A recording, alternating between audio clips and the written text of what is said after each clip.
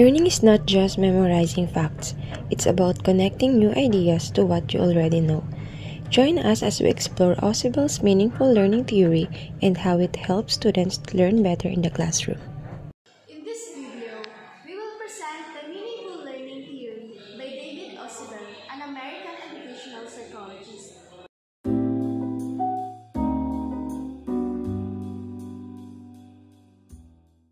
According to Ausibel, the most important factor influencing learning is what the learner already knows.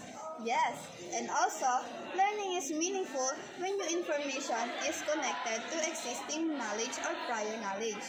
This theory emphasizes the use of advanced organizers, which are introductory materials that help students link new information to their prior knowledge. And let's see how Ausibel's theory can be applied in a classroom to facilitate meaningful learning.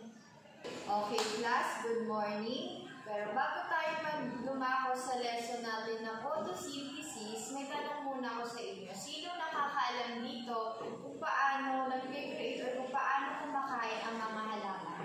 Anyone? Plants need sunlight. They also need water, ma'am. The teacher activates students' prior knowledge to make the lesson easier to understand.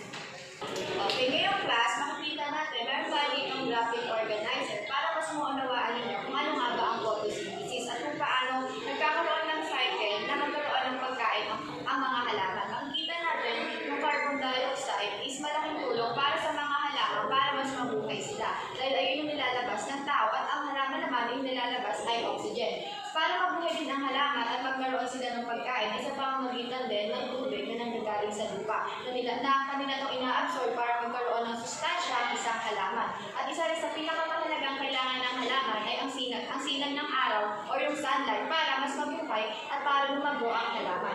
At makikita natin, ayan ang magkakasunod-sunod ng photosynthesis para mas maunawaan natin sa pamamagitan ng graphic organizer. At dahil dyan, makukunin ninyo ang prior knowledge ninyo sa new knowledge na meron kayo.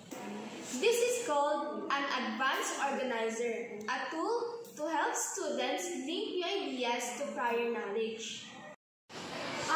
So plants take sunlight and water as a food. I get it now. Yes, and now I understand why they need sunlight and water, not just water.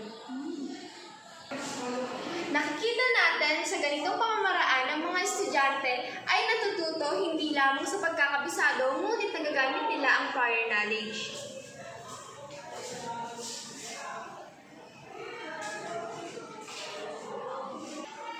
Okay, class. Bago dyan, may tanong muna ako. Ano kayang mangyayari sa isang halaman kapag hindi siya nasikatan ng araw? And what?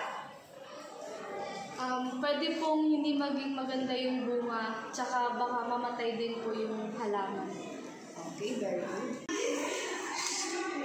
The teacher facilitates learning by guiding students to apply prior knowledge to new concepts.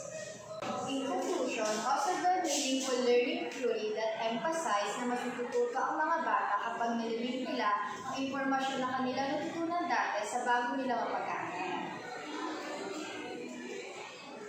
Using advanced organizer makes lesson easier to understand. We don't just memorize, we truly understand and connect ideas.